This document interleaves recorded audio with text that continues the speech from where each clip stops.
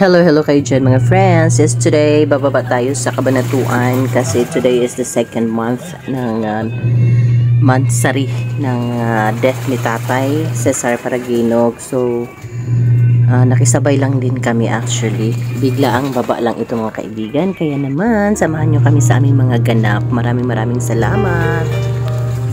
So dito kami dumaan sa Cannon Road. Ngayon dito pala sa Cannon Road may ginagawa yung daan kasi gumuho. So kailangan dito kami dumaan sa may river.